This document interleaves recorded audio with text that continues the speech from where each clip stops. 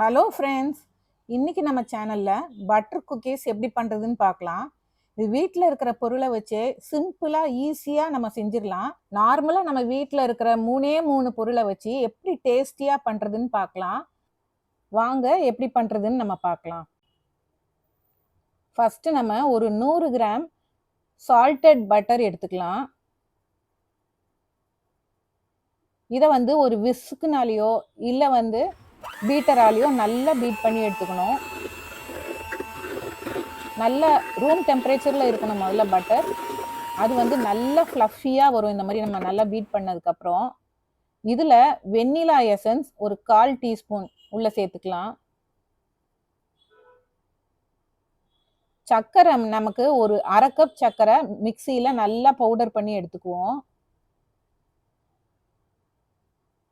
இப்போ இந்த பவுடர் பண்ண சர்க்கரையை உள்ளே சேர்த்துக்கலாம்.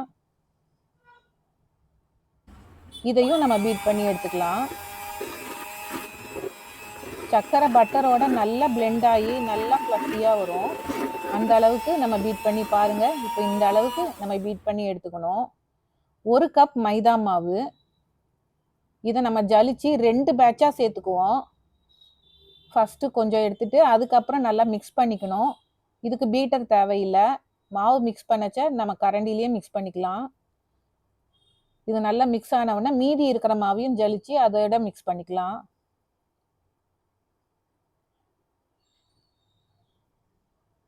இப்போ இந்த மாவு நம்ம கையால் கொஞ்சம் பிசைஞ்சு விட்டுக்கலாம். இப்போ இதுக்கு இவ்வளவுதான் இன்க்ரீடியன்ஸு. நீங்கள் அன்சால்டட் பட்டர் எடுத்தீங்கன்னா ஒரு 1/2 டீஸ்பூன் தூள் உப்பு சேர்த்துக்கோங்க. நான் ஏற்கனவே சால்டட் பட்டர் எடுத்ததுனால நான் சால்ட் சேர்த்துக்கல. இப்போ இந்த குக்கீஸுக்கு நம்ம எந்த சோடா மாவோ இல்லை பேக்கிங் பவுடரோ எதுவும் நம்ம சேர்க்க தேவையில்லை. பாருங்கள், இந்த மாதிரி உருட்டி இந்த மாதிரி டிசைன் பண்ணியே நம்ம பேக் பண்ணி எடுக்கலாம். மாவு இப்படி ஒரு கட்டித்தன்மையோடு இருக்கும்.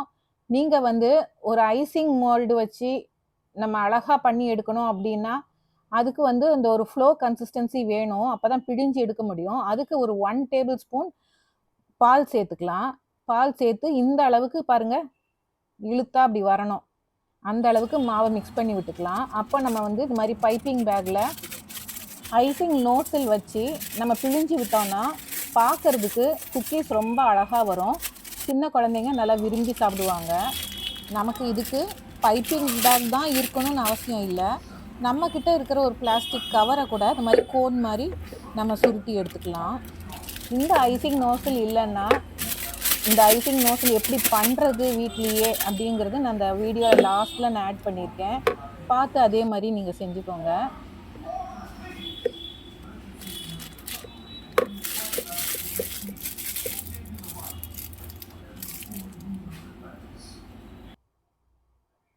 அவ்வளவுதான். பிழிஞ்சு விட்டு நம்ம பேக் பண்ணோன்னா நமக்கு குக்கீஸ் ரெடி ஆகிடும். ரொம்ப ஈஸி, சிம்பிள். ஒரு 20 மினிட்ஸில் நீங்கள் ரெடி பண்ணிடலாம்.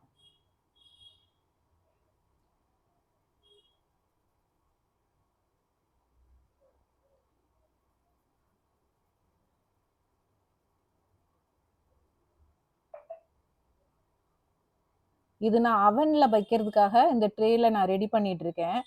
இதே அடுப்பில் வச்சும் நம்ம பண்ணுறது, கேஸ் அடுப்பில் வச்சு நம்ம எப்படி பண்ணுறதுன்னு உங்களுக்கு சொல்லியிருக்கேன் இதே வீடியோவில் பாருங்கள். இதுக்கு நான் ஒரு குக்கர் பிளேட்டில் இந்த மாதிரி பிழிஞ்சு எடுத்துக்கிட்டேன்.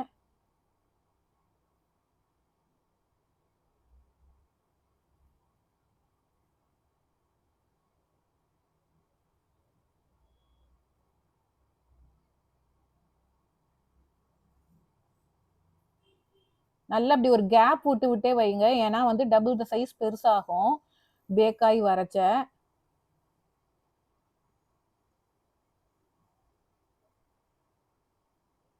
இப்போ இது நம்ம அவனில் வைக்கலாம். அவனில் ப்ரீ ஹீட் பண்ணிக்கோங்க. 170 சென்டிகிரேட்டில் ஒரு 15 மினிட்ஸ் முதல்ல நான் வச்சேன். நான் யூஸ் பண்ணது ஷார்ட் ஸ்டாண்டு.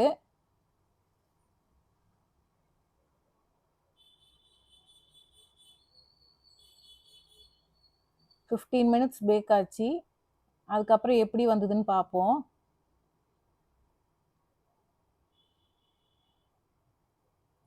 இதே அடுப்புல நம்ம ஒரு கடாய் வச்சு, இது தூள் உப்பு நான் ஏற்கனவே பேக்கிங்க்கு யூஸ் பண்ணது தான். அதனால நான் எடுத்து வச்சிருந்தேன். அத இந்த மாரி ஸ்டாண்ட் போட்டு ஃபர்ஸ்ட்டு நல்லா ஹீட் பண்ணிக்குவோம். ஹீட் ஆனதுக்கப்புறம், இந்த பாத்திரத்த உள்ள வச்சு ஒரு மூடி போட்டு மூடிறலாம். மீடியம் ஃப்ளேம்லயே அடுப்புலயும் வைங்க. இப்ப பாருங்க, எப்படி டபுள் த சைஸ் ஆயிருக்குன்னு. இப்போ 15 மினிட்ஸ் முடிஞ்சு பார்த்தோம்னா, எனக்கு வந்து இன்னும் நல்லா கலர் வரல. இன்னும் ஒரு 5 மினிட்ஸ் அதனால வச்சேன். பொதுவா ஹைட் உள்ள ஸ்டாண்ட் வச்சோம்னா, நமக்கு 15 மினிட்ஸ்லயே ஆயிடும். நான் இது வந்து ஷார்ட் ஸ்டாண்ட் யூஸ் பண்ணதுனால, எனக்கு கூட ஒரு 5 நிமிஷம் தேவைப்பட்டது.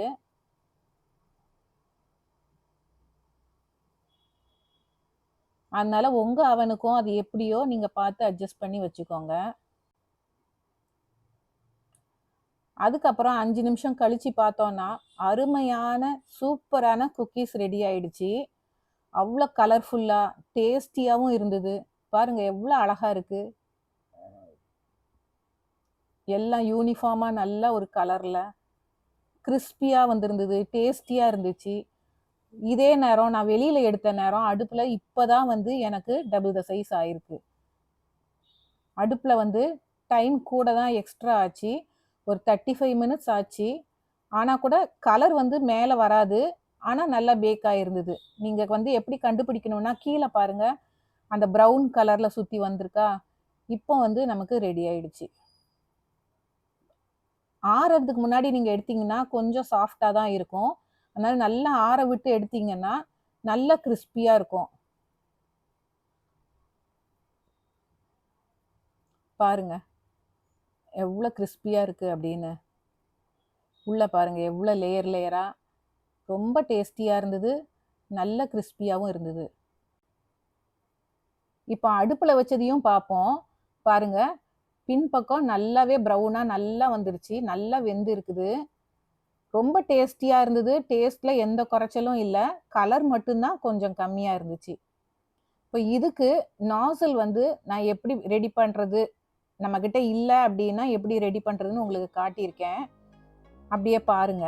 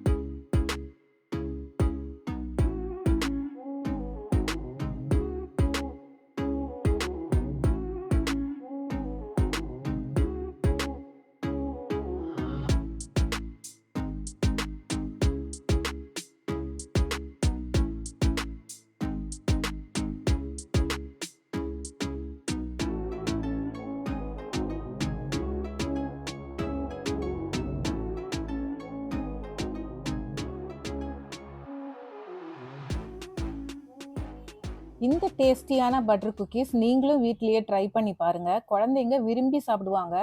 எல்லாருக்குமே ரொம்ப பிடிக்கும். வேற ஒரு நல்ல ரெசிபியோட உங்களை அடுத்த வீடியோல சந்திக்கிறேன். எங்க சேனலை லைக் பண்ணுங்க, ஷேர் பண்ணுங்க, சப்ஸ்கிரைப் பண்ணுங்க. தேங்க்யூ.